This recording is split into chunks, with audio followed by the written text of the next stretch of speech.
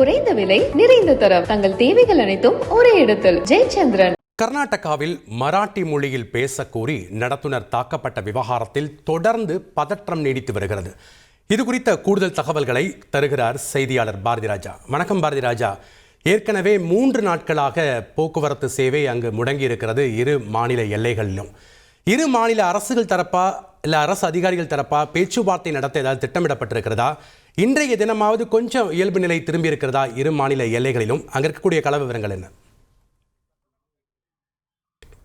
கண்டிப்பாக இந்த இயல்பு நிலை என்பது தற்போது வரை திரும்பவில்லை. இந்த நடத்துனர் தாக்கப்பட்ட விவகாரம் இப்போது ஒரு மொழி பிரச்சனையாக மாறி இருக்கிறது. கன்னட அமைப்பை சேர்ந்தவர்கள் மகாராஷ்டிரா பேருந்துகளின் எழுத்துக்களை அழித்தும் போராட்டத்தில் ஈடுபட்டும் வருகிறார்கள். இதே நிலைதான் மகாராஷ்டிராவிலும் தொடர்கிறது. கிட்டத்தட்ட கர்நாடகாவிலிருந்து மகாராஷ்டிராவின் பூனே, மும்பை, சோலாப்பூர் பகுதிகளுக்கு செல்லும் 250 பேருந்துகள் கடந்த 3 நாட்களாக ரத்து செய்யப்பட்டிருக்கிறது. பெலகாவி மாவட்டத்திலிருந்து மகாராஷ்டிராவிற்கு வியாபாரத்திற்காக செல்லும் ஏராளமான வியாபாரிகள் இதனால் பாதிக்கப்பட்டிருக்கிறார்கள். அரசு தரப்பில் பேச்சுவார்த்தை நடத்த முடிவு செய்தாலும் இந்த கன்னட ஆதரவு அமைப்புகள் போராட்டத்தை தொடர்ந்து வருகிறார்கள். ஒட்டுமொத்தத்தில் கர்நாடகாவை பொறுத்த மட்டில் தற்போது இந்த நடத்துனர் தாக்கப்பட்ட விவகாரத்தில் 2 பிரச்சனைகள் முக்கியமாக எழுப்புகிறார்கள்.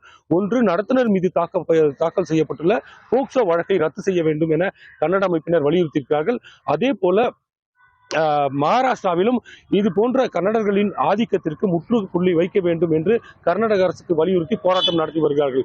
ஒட்டுமொத்தத்தில் இந்த பிரச்சனை இரு மாநில அரசுகள் கையில் எடுக்க வேண்டியுள்ளது. ஏற்கனவே மகாதாயி பிரச்சனையின் போது பேருந்துகளை இயக்குவதற்காக போலீசார் பாதுகாப்பு அளிக்கப்பட்டு இரு மாநிலத்திற்கும் இடையே போக்குவரத்து இயக்கப்பட்டது. இதே நிலை தொடர்ந்தால் மீண்டும் போலீஸ் பாதுகாப்புடன் தான் அந்த போக்குவரத்தானது தொடங்கும் சூழல் உருவாகும். இன்று பிற்பகல் கூட கன்னட அமைப்பினர் எல்லை பகுதியை முற்றுகையிட்டு போராட்டம் நடத்த முடிவு செய்திருக்கிறார்கள். இதுவும் ஒரு பதற்றமான சூழலுக்கு வழிவகுத்திருக்கிறது.